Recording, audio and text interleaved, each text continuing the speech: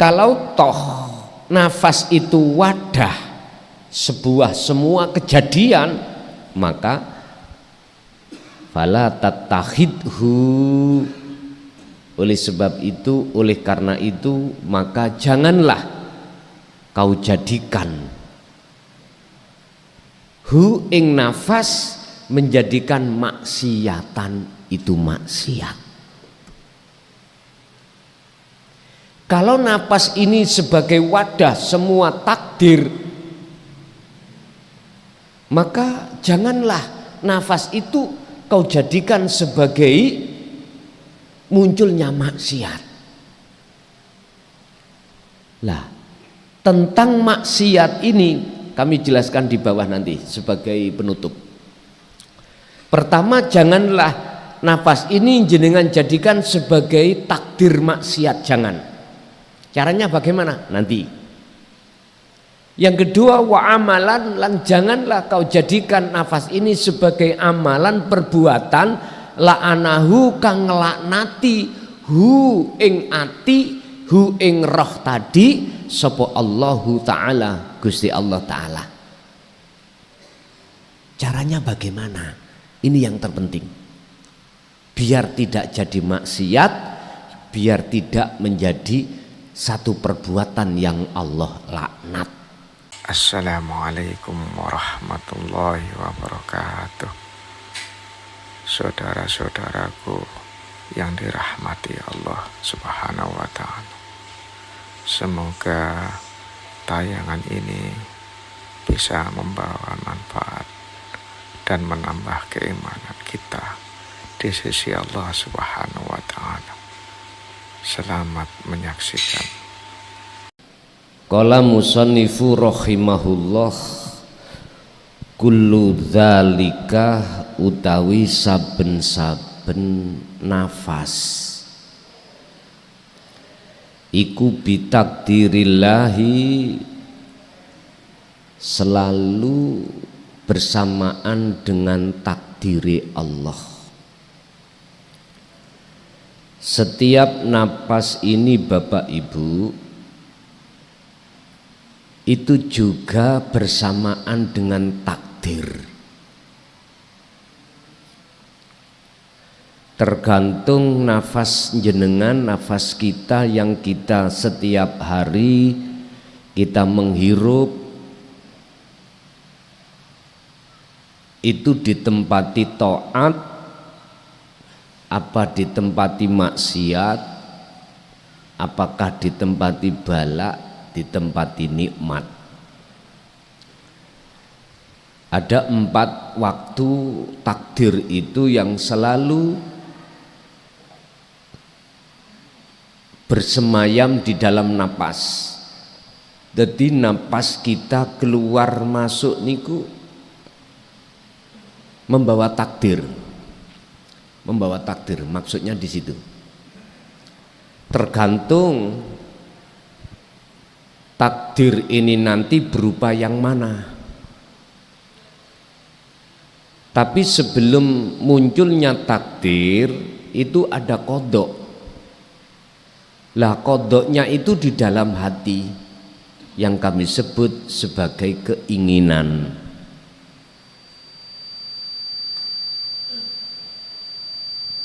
Satu contoh,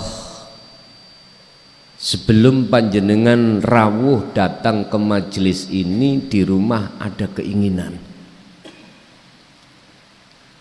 Lah keinginan inilah secara syariat yang dikatakan ketetapan Allah yang sudah tertulis di dalam buku kita masing-masing yang Allah taruh di Lauhil Mahfud. Itu cara syariat. Cara hakikatnya adalah keinginan itu merupakan satu buku catatan datang jenengan yang Allah taruh di dalam kitab, namanya kitabnya adalah Qalbun. Lah qalbun itu ada di Lauhil Mahfud, ya di dalam hati itu sendiri. Iki hakikatnya seperti itu. Lah wujudnya qada disebut takdir itu secara fisik terjadi. Nah ini makanya kalau kita tanya apakah takdir bisa dirubah, tidak bisa. Yang bisa dirubah adalah qada. Keinginan yang ada di dalam hati jenengan yang belum jadi takdir itu bisa diubah.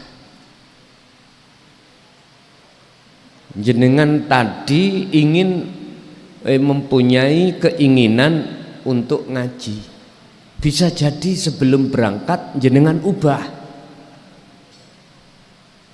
Oleh karena ada kabar apa yang penting, akhirnya keinginan ngaji itu dibusek Gusti Allah, diganti keinginan jenengan mendatangi perkara yang lebih penting yang berkenaan dengan keluarga. Nah ini berarti dibusek. Bapak Ibu, tergantung takdir ini nanti jenengan mintanya yang bagaimana. Apakah takdir ini nanti jenengan menginginkan taat ataukah maksiat ataukah bala ataukah nikmat? Itu nanti ada tanda-tanda satu persatu. Tergantung nanti jenengan bagaimana. Makalahnya niki, ma min nafasin tubdihi illa walahu qadarun fika yumdihi.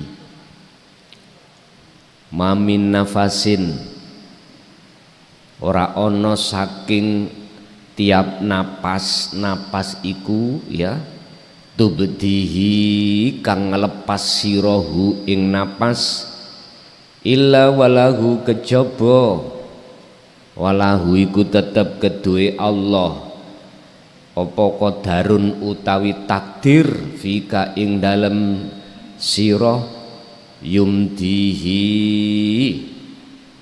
sing ora bisa apa yumdihi iku yang selalu melekat di dalam nafas itu, utawi Gusti Allah menetapkan terhadap napas itu berupa takdir. Tidak ada napas yang keluar dan masuk di dalam diri kita kecuali itu selalu bersamaan dengan takdir. La takhruju, ora ana kang bisa metu mingkas saking ira. La takhruju, ora ana kang metu mingkas saking ira apa nafasun nafas illa bitakdirillahi kejaba iku kelawan takdire Allah alladzi kang yantabiku kang berlaku apa alladzi alaika ing atase sira. Bapak Ibu, nafas yang kita keluarkan ini mesti bersamaan dengan takdir yang terjadi. Lah takdir yang terjadi itu ada 4: taat, maksiat, bala, nikmat. Niki masuk di dalam sarah as-sarhu kullu nafasin min anfasil insan, utawi saben-saben napas min anfasil insan saking piro-piro nafasi menungso iku makdunun bersamaan sesarengan bitaatin kelawan taat pertama, wa maksiatin lan maksiat, au ni'amin utawa nikmat, au balain utawa bala. Terus tandane kalau ikut dadi taat takdiri. Dadi jenengan melihat takdir sebelum terjadi itu di situ. Kadang-kadang kan kita itu mau melaksanakan sesuatu iki hasil apa ndak lah gitu Pak nggih. Tapi ini bukan tujuan jenengan, cuman ingin mengetahui aja.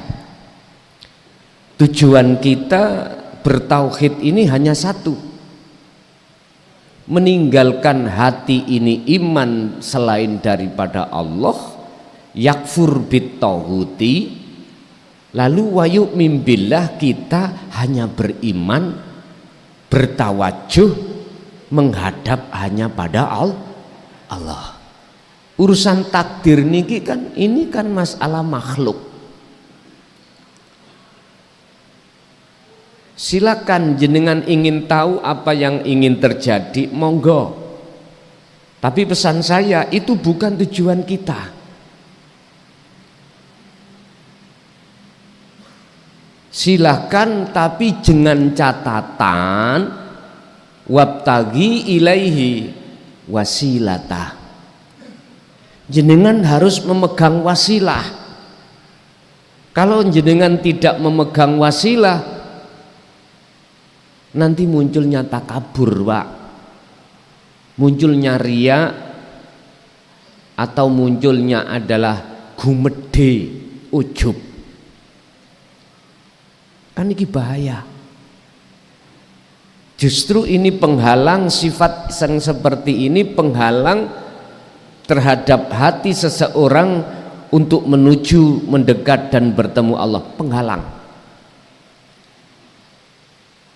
Dalam bahasa lain ini dikatakan barzah. Barzah itu tertutup, terhijab. Makanya boleh saya katakan sebagai penghalang.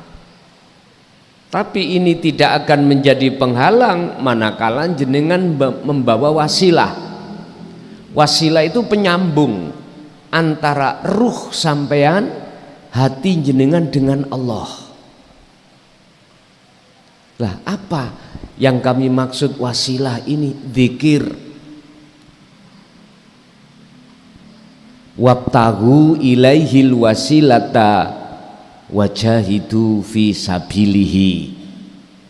Raihlah, dapatkanlah ilaihi, supaya Anda bisa bertemu Allah, mendapatkan apa? Al-wasilata, tali hubungan hati langsung terhadap Allah. Dalam rangka apa? Wajahidu fi sabilihi, dalam rangka jenengan ini berenang di atas takdir Allah. Apakah takdir nikmat, takdir bala, takdir taat, takdir maksiat. Ini bagaikan lautan. Anda tidak akan terpengaruh dengan 4 hal ini, 4 waktu ini atau 4 makhluk ini manakala jenengan ini bawa wasilah.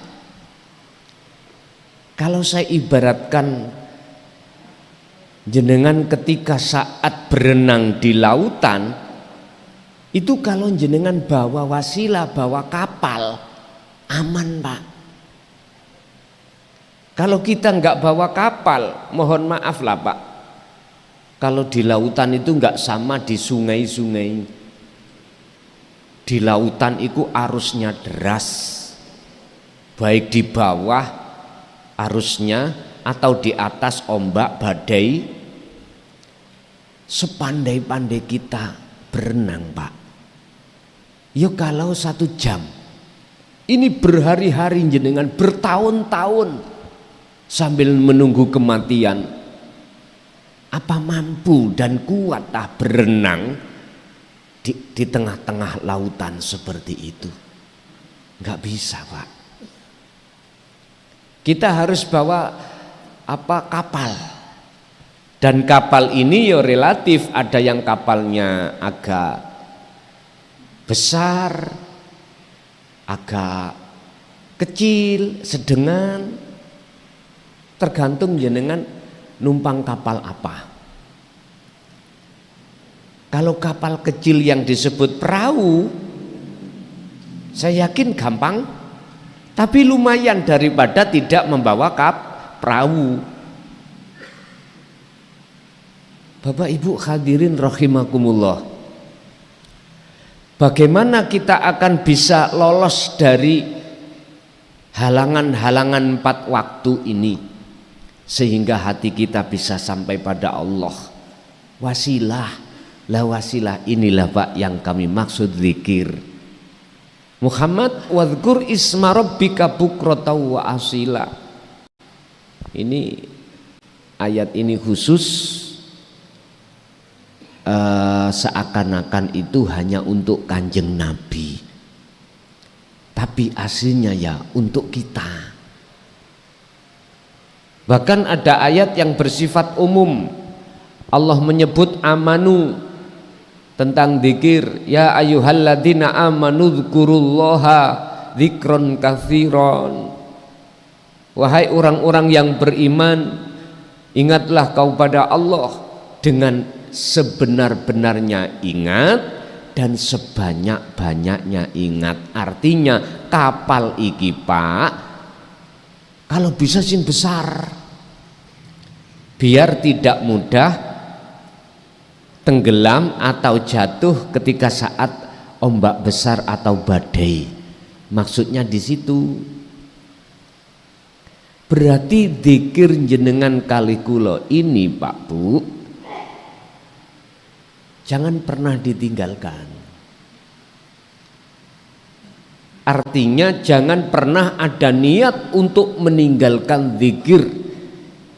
Zikir yang kami maksud di sini adalah kesadaran dalam hati bahwasanya kita manusia itu tidak bisa apa-apa. Lah munculnya bisanya apa-apa itu bersumber dari Allahnya. Siapa yang hatinya sudah ada kesadaran ini, maka inilah orang yang disebut orang yang sudah membawa wasilah. Mohon maaf, tidak mudah Pak kita itu ketika saat mendapatkan balak terus hati kita bisa sambung klik pada Allah, gak mudah, butuh proses. Tapi bagi hati Anda yang sudah terbiasa untuk melantungkan zikir, inilah yang kami sebut sebagai zikir sirul asrar niku di situ. Maka khusus bagi Anda yang langsung ketika saat di antara 4 waktu itu datang, jenengan tidak akan bisa terpengaruh dengan 4 waktu itu. Niki tergantung kita nanti bagaimana. Lah, cara untuk mengetahui takdir yang akan kita lakukan itu apakah bentuk nikmat ataukah balak ataukah taat atau maksiat, jenengan harus melihat nur makrifat dalam hati jenengan. Artinya apa? Nur makrifat itu Allah akan nyalakan dan panjenengan lihat seiring berjalannya hati ini selalu berzikir. Titik, ada di situ. Sebab karena nur makrifat inilah nanti akan membimbing hati jenengan untuk mengetahui napas yang keluar ini nanti berbentuk taat atau maksiat, berbentuk balak apa nikmat, ada di sini. Makanya kita butuh biriyadati wal azkar, butuh prihatin. Berbentuk mana prihatin? Menjaga hati ini dari godaan-godaan nafsu yang setiap saat datang silih berganti terhadap kita. Dengan cara apa kita menjaga itu? Hanya berzikir. Kuncinya ada di situ. Jenengan biar tidak mudah terpengaruh dengan nafsu, zikir. Jenengan biar mudah untuk selalu bertemu Allah, zikir. Kuncinya ada di situ, Pak.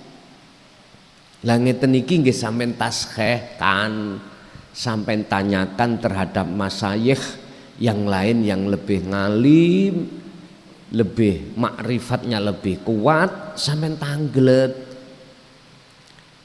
Jangan cukup aku percaya iki.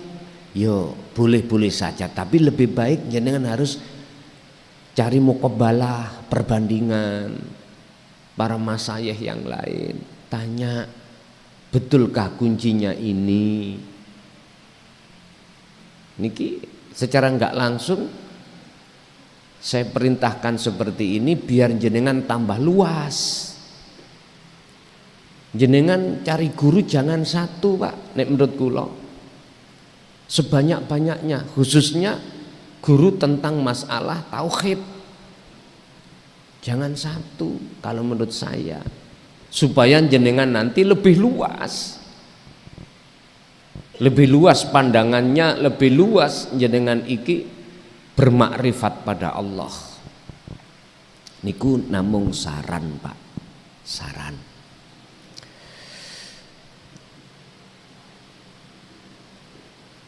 Yakni anan nafasi sak temene nafas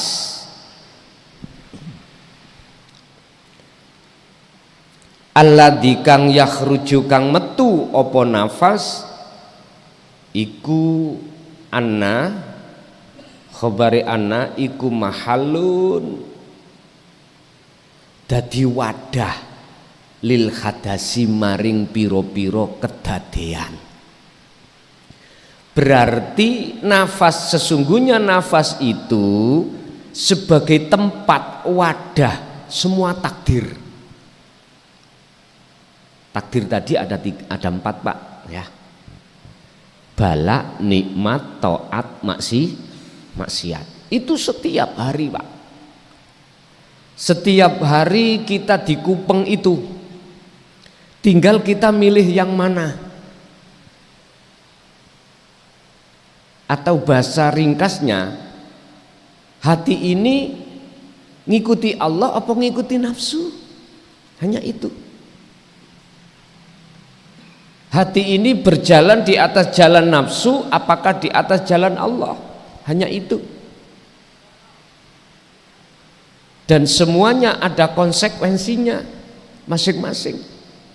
Siapa yang berjalan di atas jalan Allah? Apa konsekuensinya? Allahu waliyul ladina amanu yukhrijuhum minadz-dzulumati ilan nur. Mohon maaf niku mboten kula sampekno, mboten kula tulis. Itu Allah terangkan di dalam surah Al-Baqarah 257. Hujai adalah jikalau jenengan ini berjalan di atas jalan Allah atau Allah kau jadikan sebagai imam panjenengan, apa konsekuensinya? Yukhrijuhum bakal ngetokake, mengeluarkan, Allah akan mengeluarkan hati jenengan yang asalnya gelap minadz-dzulumati menuju ilan nur. Makanya jenengan sebelum takdir terjadi ning ati wis krasa sampean. Ini kalau berjalan di atas jalan Allah loh, Pak. Di atas jalan Allah. Dan inilah kebanyakan dijadikan masyarakat umum orang yang sudah tahu apa yang terjadi itu waliullah lah, ngoten nggih? Bukan. Itu bukan tanda. Coba kalau kita melihat dalam surat Yunus, tanda kekasih Allah bagaimana? Ala inna auliya Allah la khaufun alaihim walahum yahzanun. Dalam hati jenengan ini gelisah, mudah gelisah ya tidak, khawatir mudah ya tidak, takut besok makan apa, anaknya itu jadi apa, juga tidak. Siapa mereka? Alladzina amanu wa kanu yattaqun. Dia tidak hanya beriman, Pak, tapi juga sudah ihsan. Bentuk ihsan menurut ayat itu adalah wa kanu yattaqun. Dia telah memperoleh titel takwa, muttaqin, sebagai orang yang muttaqin. Orang yang takwa itu adalah orang yang selalu menjaga 3 hal: ilmu, amal, istiqomah. Ilmu yang kumaksud adalah cara hati untuk mendekat dan bertemu Allah. Amal adalah khalwat atau uzlah atau jenengan iki disebut meditasi, tawajuh, mujahadah dengan sistem dzikir, wasilahnya sirul asrar, istiqomah terus menerus. Inilah muttaqin. Sehingga ketika saat beliau ini dihadapkan Allah, dipaksa untuk menerima bala, kuncinya beliau tahu, in asobathum musibah qalu inna lillahi wa inna ilaihi rajiun, kembali kepada Allah. Artinya hatinya bisa bersaksi, memandang sang pelaku, yaitu Allah, bukan yang dilakukan, bukan yang digerakkan berupa balak niku, bukan. Tapi beliau itu menjadikan Allahnya sebagai penggerak itulah jenengan jadikan sebagai penolong jenengan atau imam panjenengan. Oleh sebab itu, kalau toh nafas itu wadah semua kejadian, maka fala tattakhidhu, oleh sebab itu, oleh karena itu, maka janganlah kau jadikan hu ing nafas menjadikan maksiatan itu maksiat. Kalau nafas ini sebagai wadah semua takdir, maka janganlah nafas itu kau jadikan sebagai munculnya maksiat. Lah, tentang maksiat ini kami jelaskan di bawah nanti sebagai penutup. Pertama, janganlah nafas ini jenengan jadikan sebagai takdir maksiat, jangan. Caranya bagaimana? Nanti. Yang kedua, wa amalan, lan janganlah kau jadikan nafas ini sebagai amalan perbuatan la'anahu kang nglaknati hu ing ati, hu ing roh tadi sapa Allahu taala, Gusti Allah taala. Caranya bagaimana? Ini yang terpenting. Biar tidak jadi maksiat, biar tidak menjadi satu perbuatan yang Allah laknat. Pun saya teruskan sedikit.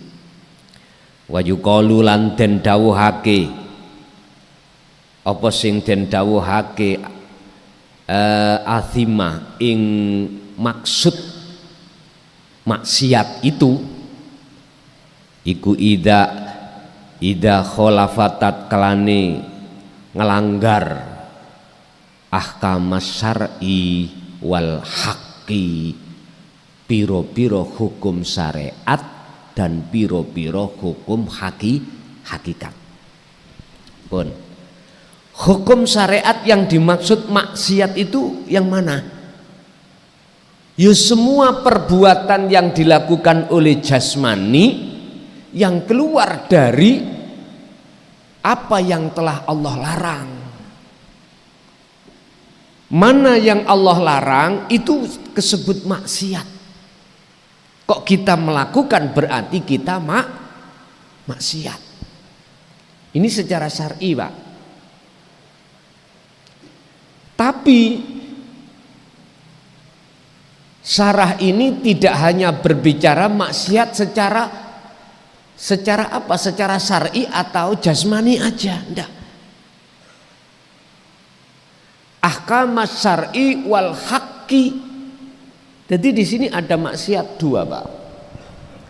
Bahkan tentang maksiat hati itu Rasulullah melalui hadisnya hubbud dunya khati'atun kabiratun.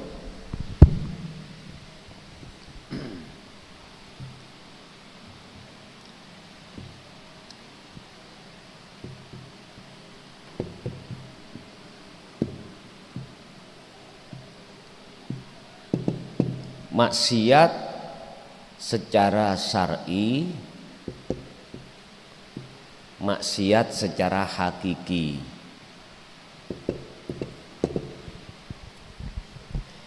Ini yang berhubungan dengan jasmani, jasad, ini berhubungan dengan rohani atau ruh.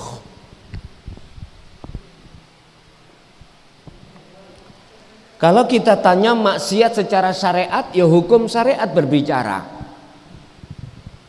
Kita sejak kecil sudah dididik, Pak Niku, tentang maksiat secara dohir, secara jasmani. Saya tidak berbicara itu karena jenengan lebih ngalim. Semua sudah paham. Nek ndebok bokonge wong wedok iku mang mboten angsal, ngoten nggih. Maksudnya wong wedok bukan garwa jenengan, bukan bini jenengan. Ini pasar kok ana wong wedok bokonge sabuk dikeplek. Maksiat. Nah, udah aku nggak bahas itu, jenengan sudah paham sendiri. Saya akan lebih fokus membahas maksiat secara ruhani, hakiki.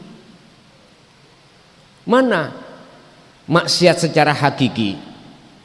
Tadi Rasulullah menyampaikan dalam satu hadis hubbud dunya khati'atun kathiratun au kabiratun. Hubbud dunya utawi cintane ati ad-dunya terhadap selain Allah. Selain Allah itu berarti urip lho, Pak. Selain Allah maksudnya nggih kesenangan apa kehidupan duniawiyah ini. Ati bukan jasmani. Iku khoti'atun, satu kesalahan. Kabiratun kang besar. Bahasa Quran dalam surat Luqman Allah mengatakan ya bunayya la tusyrik billah inna syirka la dzulmun adim. Ini disebut syirik, Pak. Maksiat ati itu disebut syirik. Ini maksiat ati ketika saat kita masih di dalam posisi tarbiyah ibtidaiyah, aliyah, sanawiyah, aliyah, tidak dijelaskan. Karena memang proses kita masih di proses tarbiyah secara jasmani. Lagi risalah Rasulullah harus memang kita pelajari itu. Ada dua risalah Rasulullah, ya dah. Syar'iyah, hakikiyah. Hakikiyah yang disebut sebagai risalatut tauhidiyah. Ini hujahnya di Quran semuanya.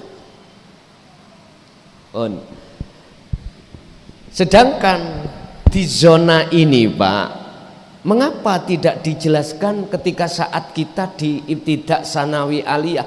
Karena memang masa sampean kali kula masih masa perkembangan untuk mendidik jasmani biar berakhlakul karimah di jalur istimaiyah. Itulah hablum minan nas. Makanya santri dididik piye akhlaki sesama santri, anak dengan bapak, santri dengan guru, dengan kiainya bagaimana dididik itu. Ini sudah.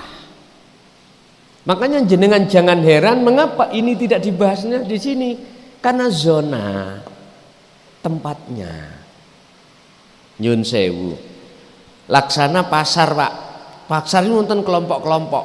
Ada kelompok jualan ikan, ada kelompok jualan minyak wangi, ada kelompok jualan kitab, jualan bla bla bla bla.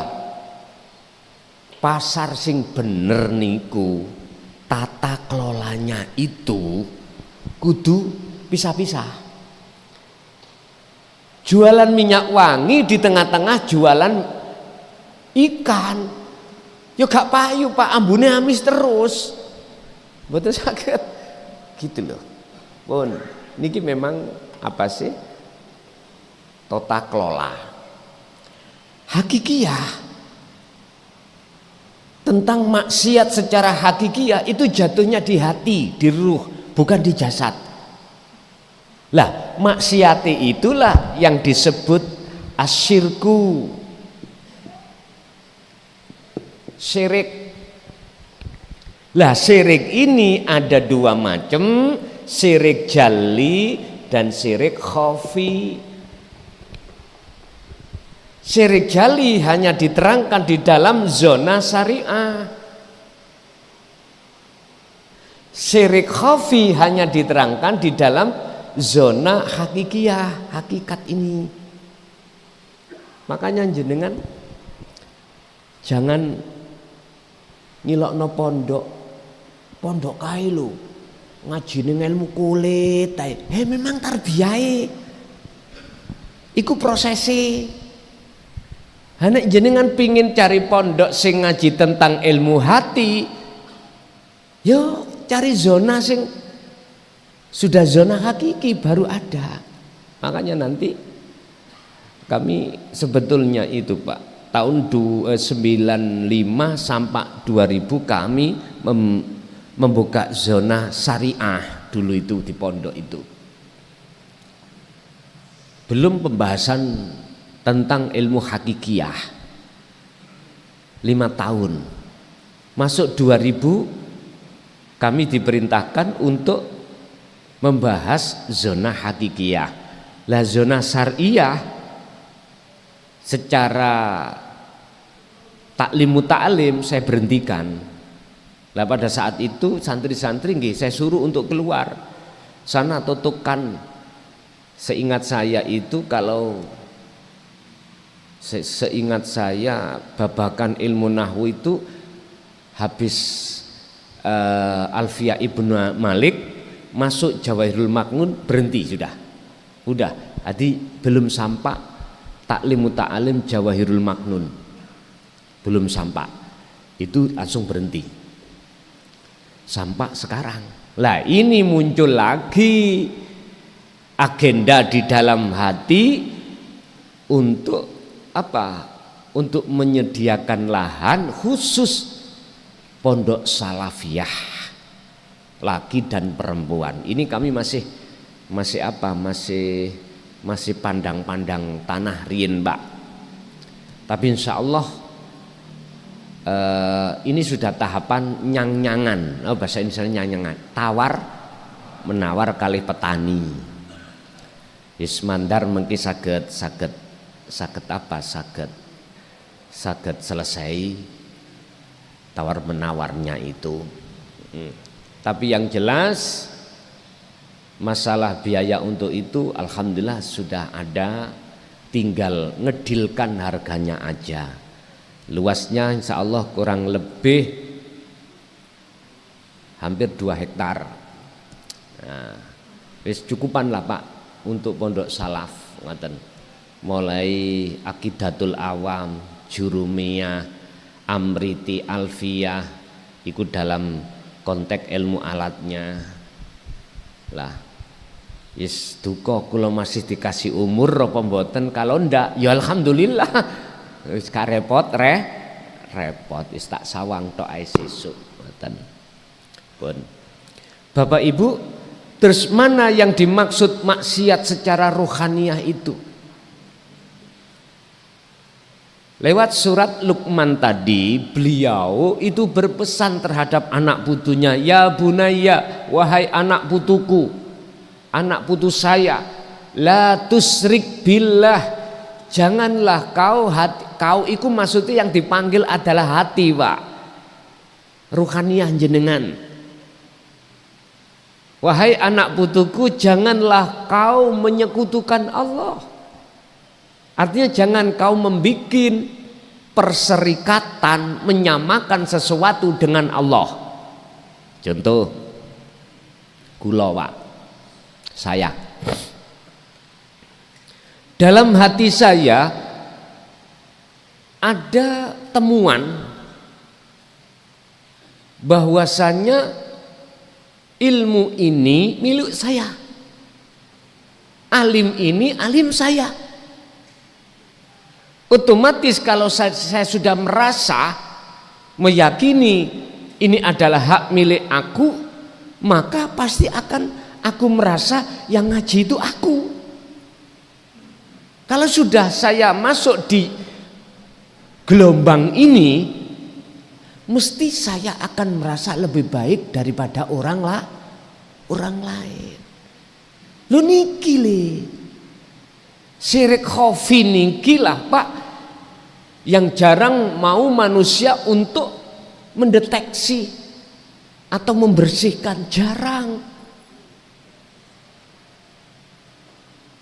Hanya calon dan para kekasih Allah, hanya calon kekasih Allah dan para kekasih Allah lah yang mau fasabbihuhu bukratan wa asila, bersuci diri dari syirik khafi ini.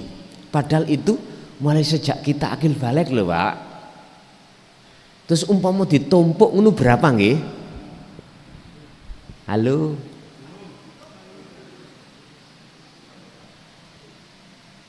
Tapi jenengan jangan khawatir. Besar kaya apa dosa syirik jenengan, apalagi dosa jasmani molimo. Jikalau yang turun rahmati Allah, bagi Allah cewilik, Pak. Coba kita lihat dalam surat Ali Imran ayat 31 bagaimana. Sederhana kalau kita satu sekilas melihat artinya ayat itu. Kul in kuntum tuhibbunallaha fattabi'uni, gitu. Muhammad katakanlah terhadap umatmu. Apa yang dikatakan baginda Rasul? Jikalau kau ingin, umatku, jikalau kau ingin belajar mencintai Allah, ikut aku. Menurut ayat itu sederhana sekali. Cuman pertanyaannya, ngikuti Rasulullah yang bagaimana? Apa cukup hanya di jalur syariatnya saja? Saya menjawab gak cukup, Pak. Karena kita manusia itu tidak hanya terdiri hanya jasmani, tapi juga rohani. Disebut insan, manusia, bashar, itu tidak hanya jasmani, akan tetapi juga rohani. Padahal di dalam rohani masih ada 3, akal, ruh, nafsu. Bapak Ibu,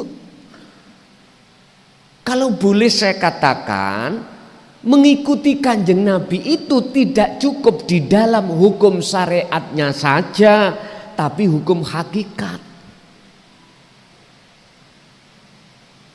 Risalah apa yang Rasulullah sampaikan, Bapak Ibu, yang paling dibenci oleh umat, yang paling dibenci pada saat itu, yang terkenal dengan sebutan kafir Quraisy, itu risalah yang beliau mengajak hati tinggalkan kemewahan dunia. Itulah dinut tauhid, dinul haq. Di situ. Enggak boleh kita berbangga diri karena ilmu. Enggak boleh kita merasa lebih baik karena alim itu terhadap orang lain. Enggak boleh. Ini maksiat.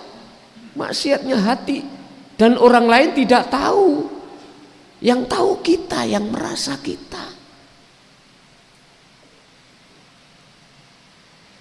Kalau toh itu termasuk maksiatnya hati kepada Allah yang kami sebut sebagai syirik khafi,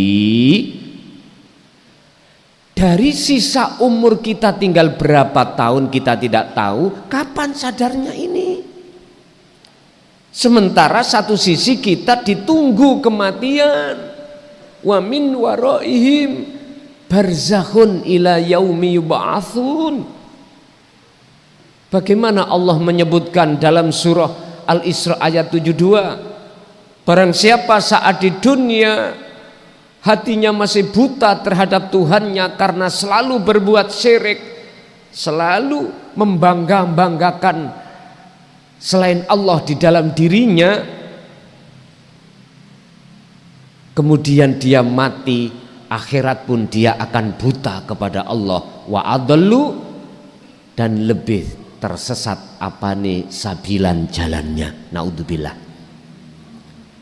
Makanya ini konsekuensi kita yang kedua, yang memilih jalannya nafsu, walladzina kafaru auliya uhumut taghut. Lah niki walladzina, lan banyak orang apa? Orang yang hatinya tertutup, kafaru kang tertutup hatinya ini dengan perkara selain Allah. Rupanya mana? Bentuknya mana? At-taghuta ing piro-piro taghut. Tadi disebut taghut. Walladzina kafaru auliya uhumut taghut. Lah niki, jikalau taghut yang kau jadikan sebagai imammu atau kau berjalan di atas jalan nafsu, bagaimana konsekuensi ini? Yukhrijunahum minan nur ila dzulumat. Endingnya hati dalam keadaan gelap gulita. Kembali kepada maksiatnya hati. Bahasa Toriko sederhana, maksiat hati, hasud, riya, takabur, apalagi banyak. Ini buah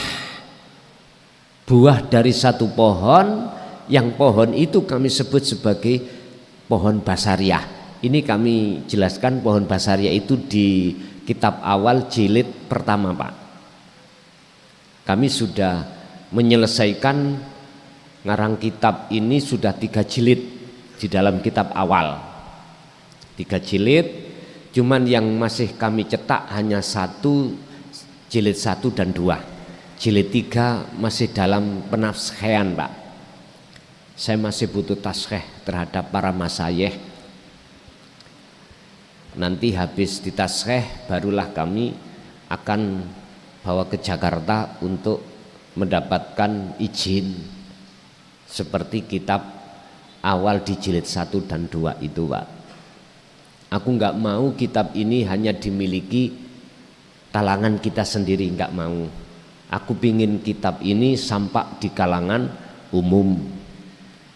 Sebab dalam kitab itu bisa diterima oleh golongan kita yang ada di syariat saja ataupun sudah di thariqah.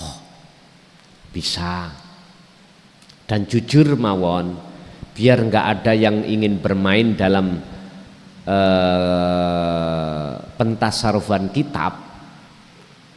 Itu kitab awal dulu jilid 1 cetakan pertama itu kami kasihkan 100.000.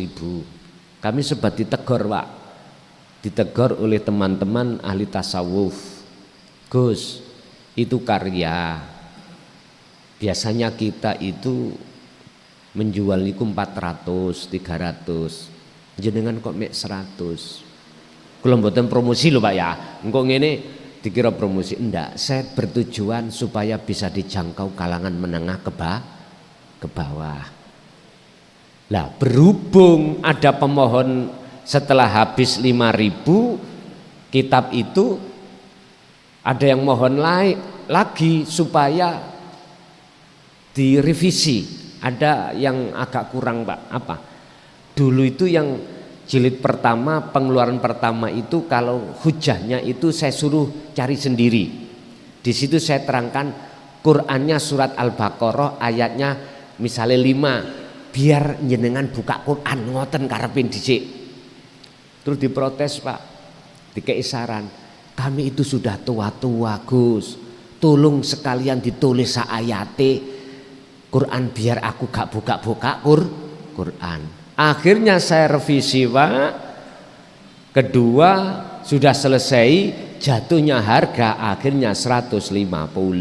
Lho ngeten lho. Wis niku harga di pondok.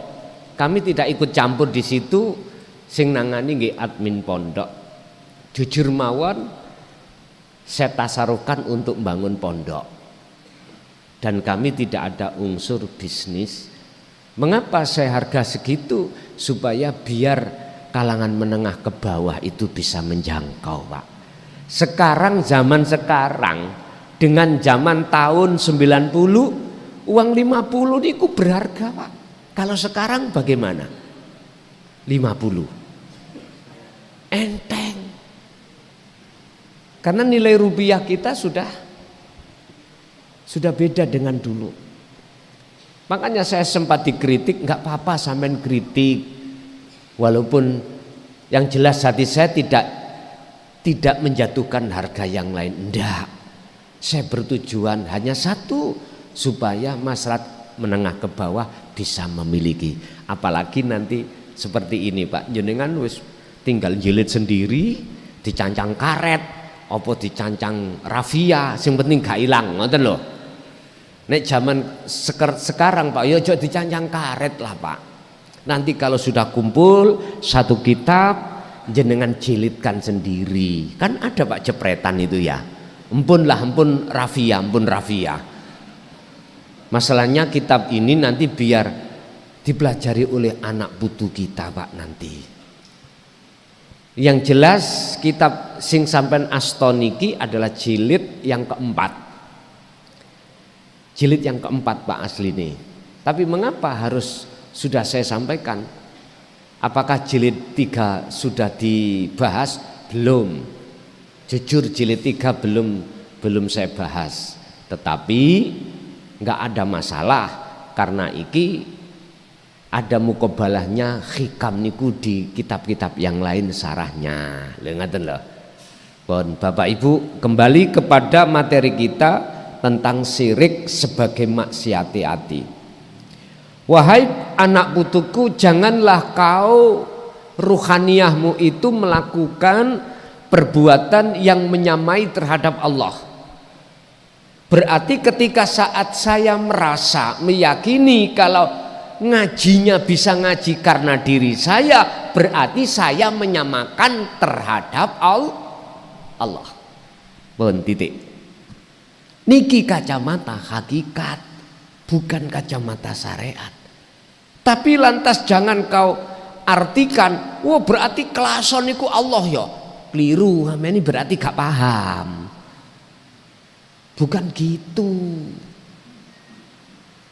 Coba gunakanlah ainul basiroh panjenengan, mata rohaniah jenengan untuk memandang siapa di balik saya. Siapa yang ada di dalam dan di luar saya? Fi kulli mukawwanat, iku ing dalem saben-saben makhluk khafiyun utawi ada sesuatu yang samar, utawi ono sesuatu kang samar. Ai hayyun maksudnya adalah hidup. Siapa hidup? Wa huwa wujudullah, itulah wujudnya Allah. Jangan dilihat dengan mata basariyah, mata dohir. Nek mata dohir jenengan pakai untuk melihat, yo ketok klasone, klakson, bel, bahasa Inggrisnya bel, ngoten. Tapi siapa di balik kami? Gunakanlah ainul basirah jenengan untuk memandang siapa di balik kita ini. Lah cara untuk bisa masuk ke dalam situ, mau tidak mau jenengan wajib ngikuti Kanjeng Rasul. Artinya jangan syariati tok sak hakikati. Dinul hak itu sampean ikuti. Bagaimana kalau kita ngomong sholat, bagaimana waktu Rasulullah melakukan sholat, bagaimana? Jangan ikut-ikutan singkat kayak Rasulullah. Ayatnya kan fattabi'uni, ikut aku. Berhubung masanya kita tidak sampai, belum waktu tidak menangi, bahasa Indonesia ini tidak menangi, tidak zamannya, kita harus mengikuti siapa yang mengiblat beliau, yang disebut tabi'ina sholihin niki Pak. Ini yang harus kita kiblat. Gaya beliau waktu beliau sholat bagaimana, ikut syariate, terus hatinya bagaimana, terus agamanya bagaimana. Sebab ayatnya ini ada terusnya.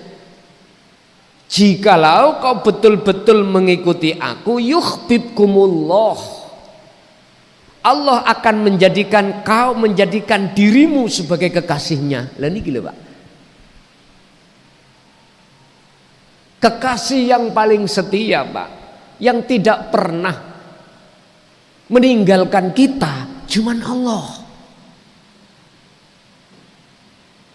Baik dikala kita susah, senang, Allah selalu melayani jenengan. Nafas bisa keluar masuk, dilayani Allah. Mata bisa melihat, telinga bisa mendengar. Bahkan nyuwun sewu, wong lanang saged kumpul ambek wong wedok garwane, sinten sing nglayani? Gitu. Mengapa banyak manusia yang tidak menyadari? Karena tertutup hatinya. Mengapa tertutup? Oleh hubus syahwah. Karena kita menolak, nggak mengikuti apa yang telah Rasulullah lakukan. Sekarang pertanyaan, apakah Rasulullah dulu juga menyampaikan hal ini? Dan apakah Rasulullah dulu itu nggak berlaku seperti ini?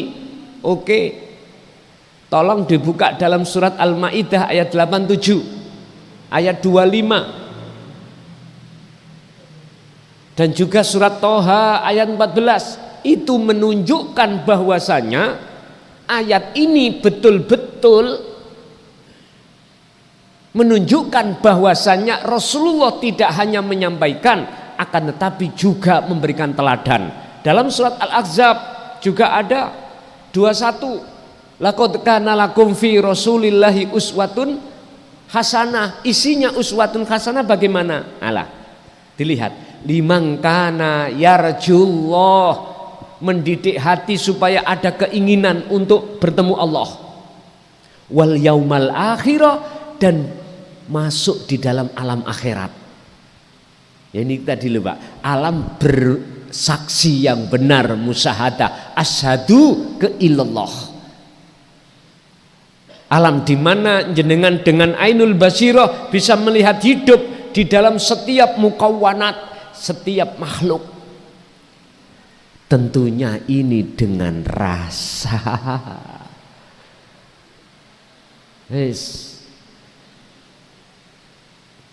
Allah katakan, wa ma arsalna min qablika mir rasulin. Muhammad, aku tidak pernah mengutus utusanku sebelummu. Iki Allah dawuh, termasuk dirimu juga.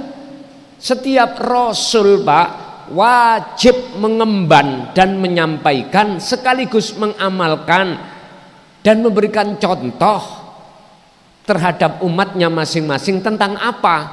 Innahu, sak temene wahyu itu yang dimaksud la ilaha illa ana fa'budun. Al-Anbiya 25.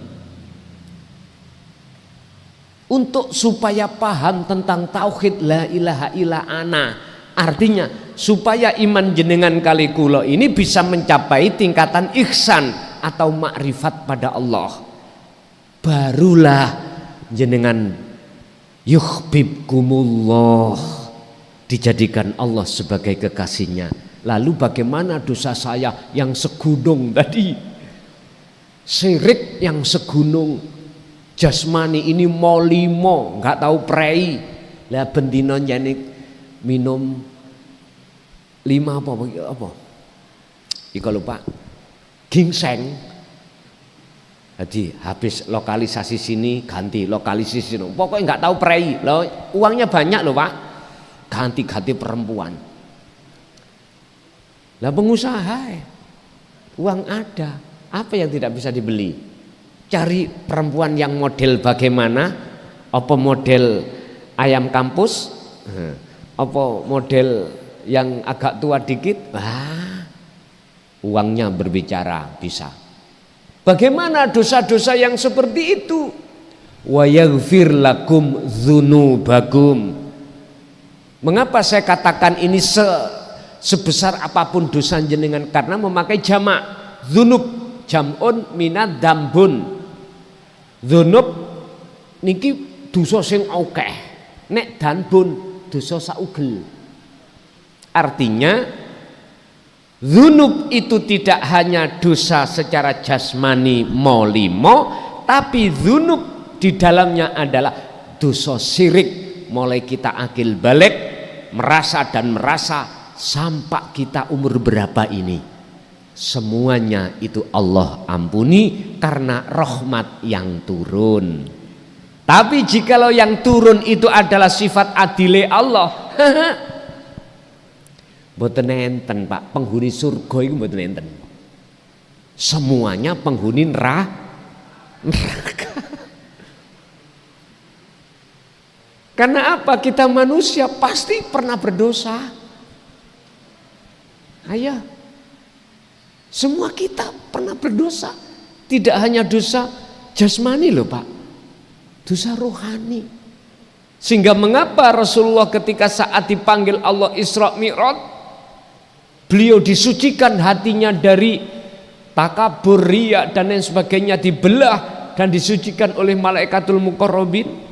Wakila itu semata-mata siapapun panjenengan, jikalau ingin betul-betul menghadap dan bertemu Allah, harus terlebih dahulu hati ini bebas dari syirik khafi. Titik. Caranya bagaimana? Allah sudah memberikan resep di dalam surat Al-Kahfi ayat yang terakhir 110. Pertama adalah falyamal amalan sholihan, terus meneruslah hati sampean berzikir. Dan terus menerusnya itu tanpa batas. Ya ayyuhalladzina amanu dzkurullaha qiyaman wa qu'udan wa ala junubihim. Oke, jenengan berzikir enggak bisa dengan berdiri, dengan duduk. Duduk enggak bisa dengan berbaring. Artine nopo? Sampean iki waktu kerja berdiri, enggak bisa ada waktu untuk zikir hati. Oke. Enggak bisa kau dengan berdiri, dengan duduk. Artinya waktu istirahat.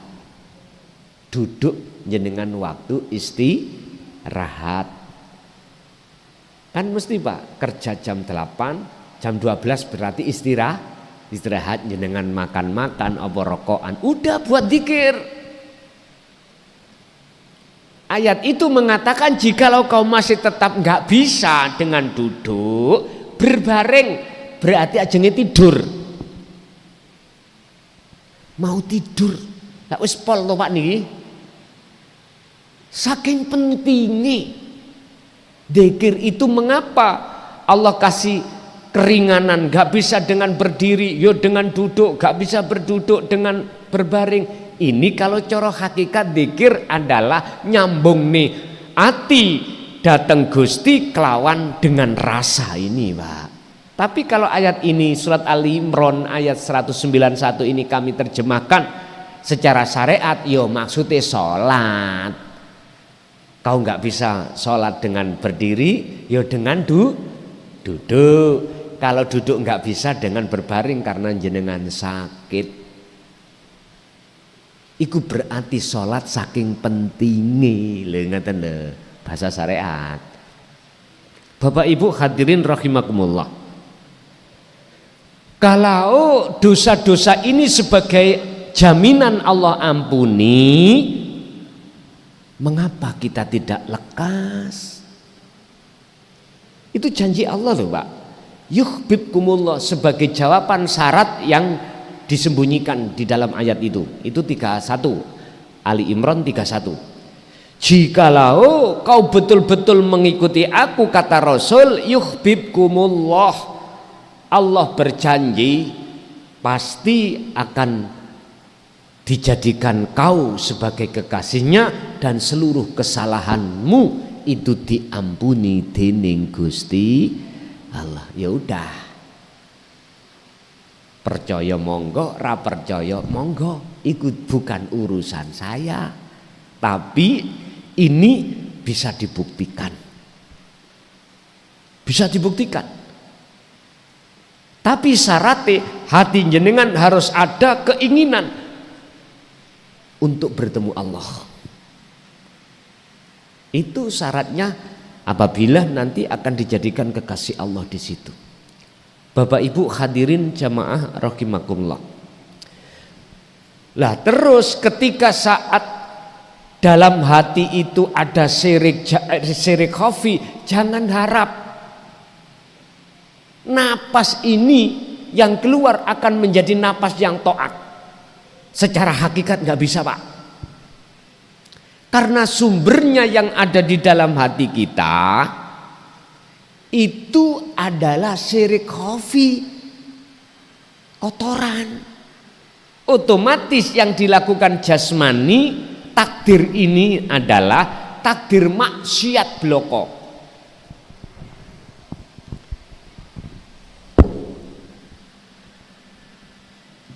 Taat, maksiat, 4 tadi loh Pak nggih. Terus nikmat, terus balak. 4 ini Pak secara hakikat itu dikelompokkan menjadi 2. Apa? Taat ing mungguh Gusti Allah itu adalah ketika jasad sampai ikut taat secara syariat atau maksiat secara syariat, sing dereng nyambung, dereng paham pun dipeksa. Nemoni balak secara syariat, nemoni nikmat secara syariat, itu jadi taat. Pelanggarannya bagaimana? Barometernya itu tatkala dalam hati jenengan sudah tidak lagi muncul rasa iman keakuan makhluk. Artinya yang muncul dalam hati sampean keakuannya Allah. Mosok Gusti Allah maksiat Pak? Lah mboten toh? Enggak mungkin. Itulah sifat jaiznya Allah. 1. Nomor 2, secara hakikat 4 ini akan menjadi maksiat. Tandanya bagaimana? Ketika saat berlakunya 4 hal ini, hati kita memandang makhluknya atau muncul rasa ini keakuan makhluk yang melakukan. Inilah maksiat. Makanya jenengan sholat di mata Allah bisa menjadi maksiat, bisa menjadi taat. Hati maksudnya. Dohir kita Pak, sholat niku kan taat nggih. Taat secara syariat taat. Tapi belum tentu ruhannya sampai juga taat. Tondone bagaimana? Waktu sholat jasmani ini ruhannya tidak wassolatil wusta. Padahal ayatnya Hafidu ala sholawah juga wassolatil wusta. Antara as-sholawah dengan wusta niki mboten nenten huruf yang memisah, nggak ada.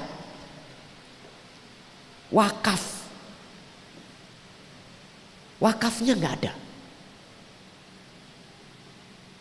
Tanda-tanda mandek lu mbak nggak ada.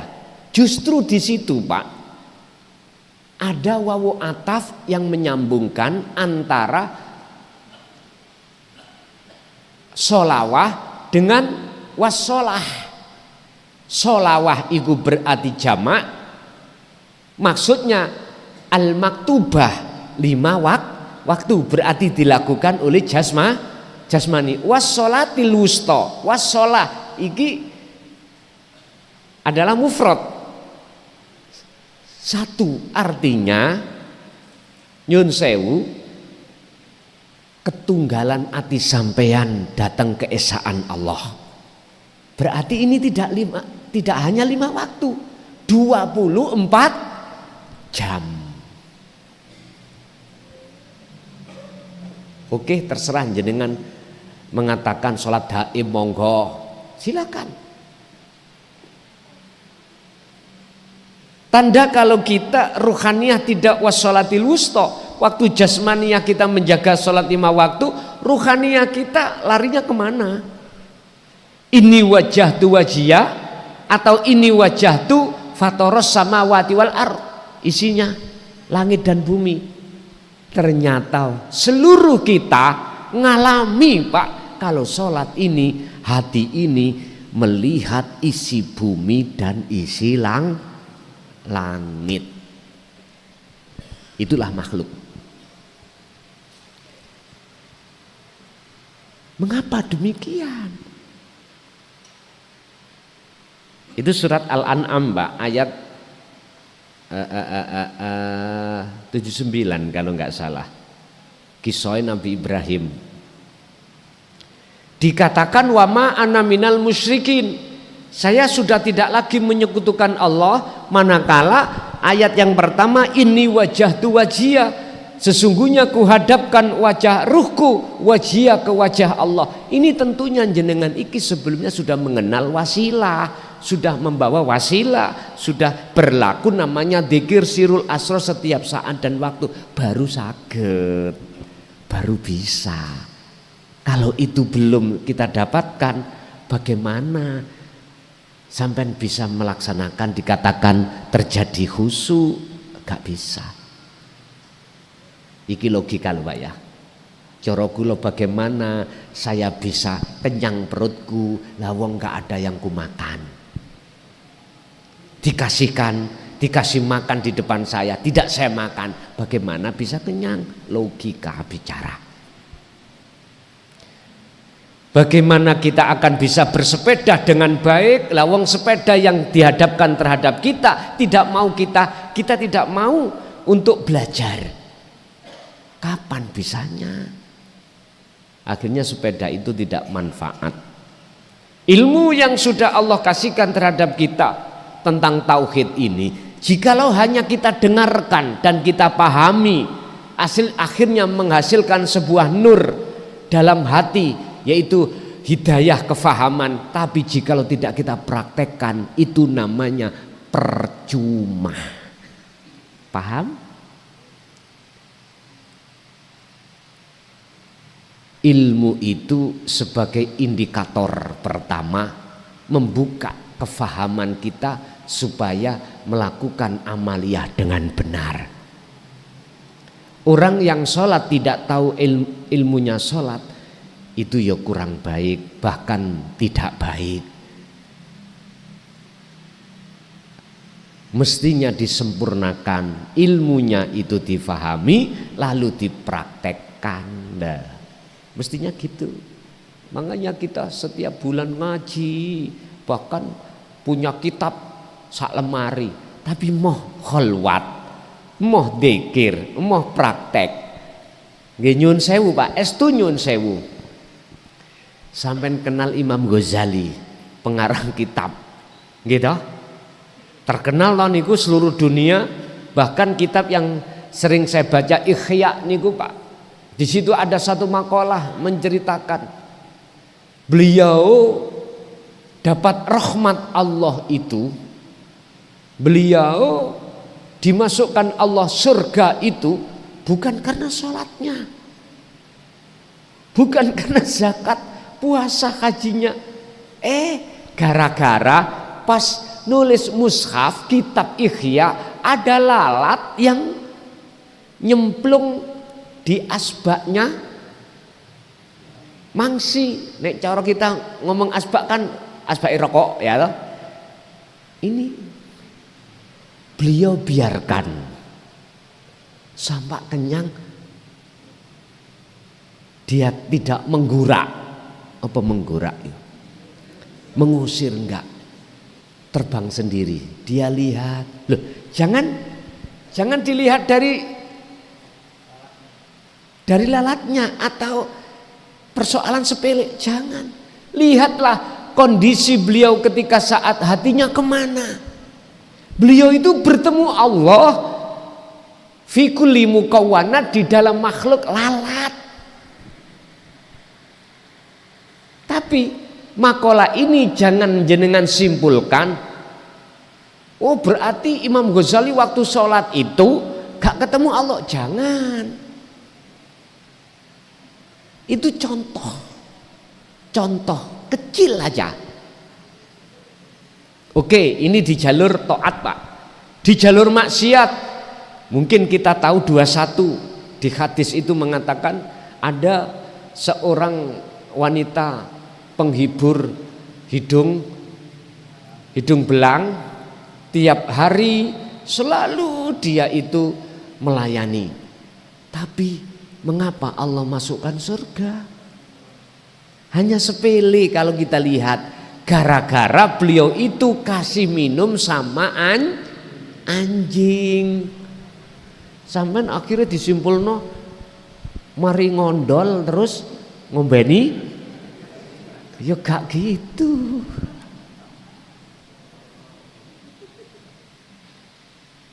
Mohon maaf Kak, wong Surabaya kasar-kasar.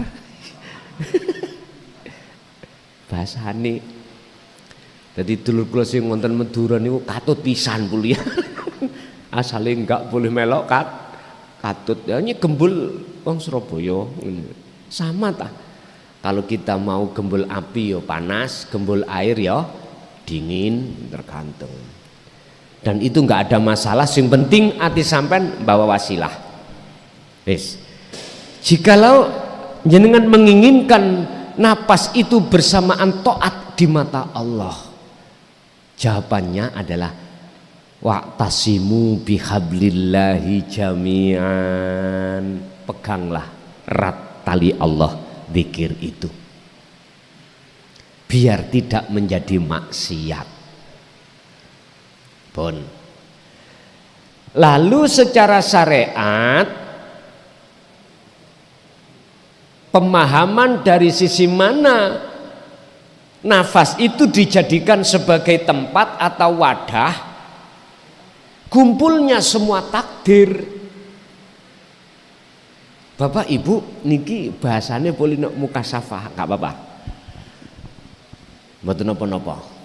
Ini berkenaan dengan apa yang kukatakan di awal tadi.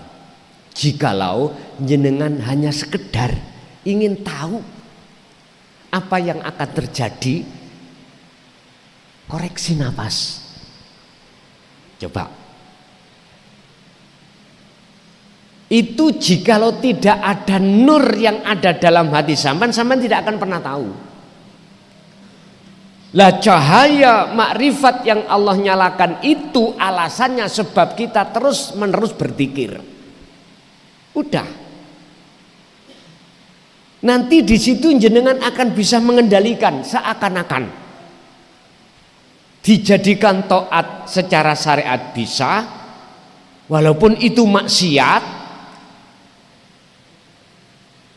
Secara syariat dijadikan maksiat walaupun itu taat bisa. Yang tadinya bala sampai jadikan nikmat bisa, atau dibalik. Tergantung jenengan seakan-akan. Seakan-akan loh niki. Artinya ngeten.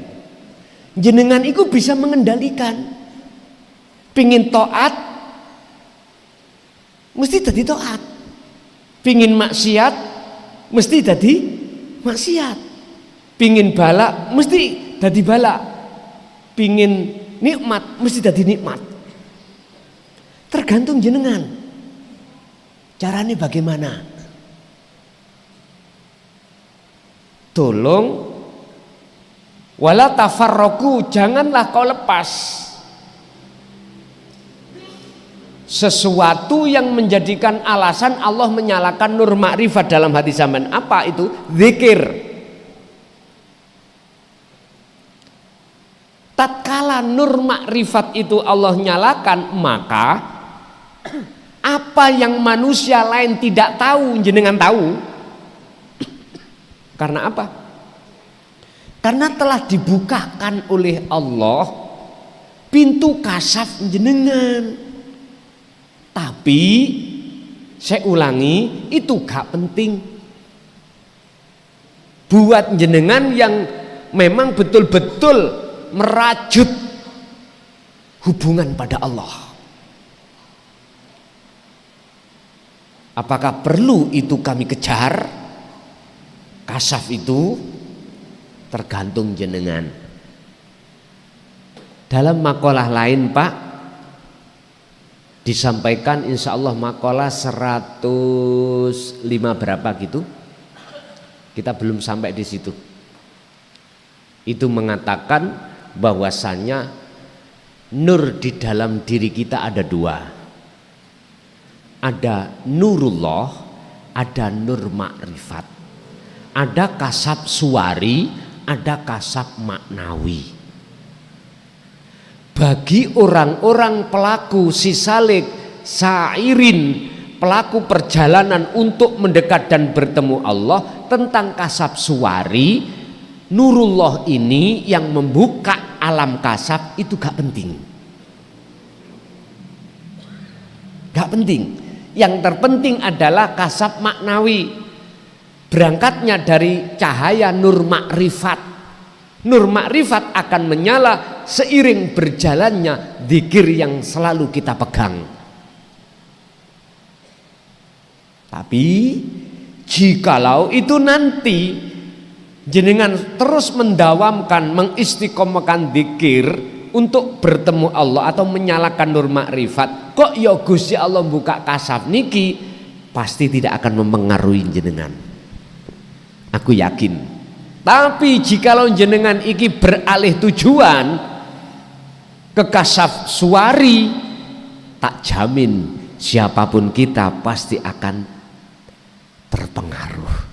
Akhirnya jenengan susah untuk sampai menuju makrifat pada Allah. Sebab orang kalau sudah roh rasane rondo kempling, lali bojo, lali anak. Ayo ngomong enggak. Apapun kita korbankan Pak. Kadung seneng loh Pak nggih. Kita sebagai seorang laki-laki gak usah munafik. Masih sing kopian ini yo seneng. Lho nggih. Anak lali, garwa lali. Siapapun kasih nasihat nggak masuk karena kadung mancepe rasa tresno terhadap si dia. Sampai nanti tak cari. Ya Allah Pak, oleh-oleh wae boleh-boleh saja, tapi jangan bini orang. Ngaten nggih?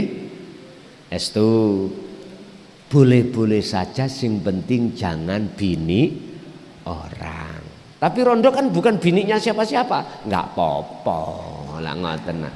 Tapi yo kondo ibu ese angsal napa mboten, asal boleh atau tidak. Kalau tidak boleh, jangan nekat-nekat sampean. Wis tah dipecel. Orang terkuat di dunia itu perempuan Pak, bukan laki.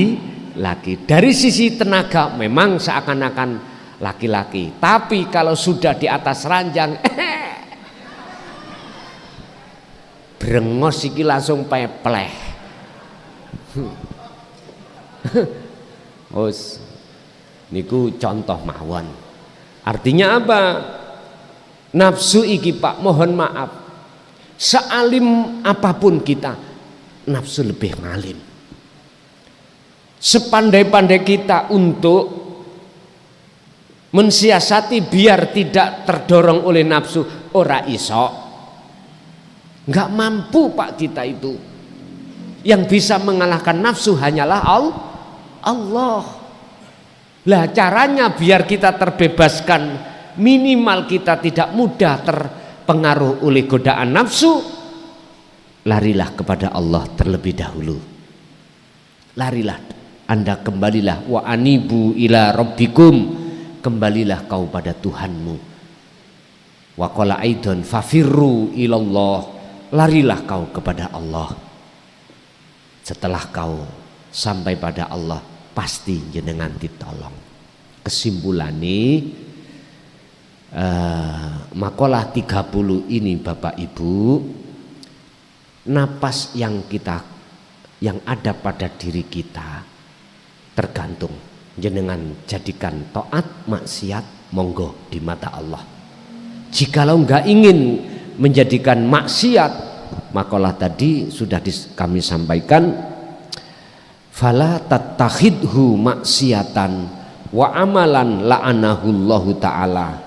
Jikalau jenengan ini tidak mau terjadi takdir maksiat di mata Allah atau perbuatan yang dilaknat oleh Allah, pun taline Allah pegang, jangan maksiat jenengan, pegang taline Allah, yaitu dzikir sirul asrar. Itu secara hakikatnya seperti itu. Yang kedua, kesimpulannya adalah kita manusia ini tidak hanya jasmani akan tetapi rohani. Oleh sebab itu jagalah hukum syariat, juga menjaga hukum hakikat. Oke Bapak Ibu, itu apa yang bisa kami sampaikan dalam penjabaran materi di pasal 30.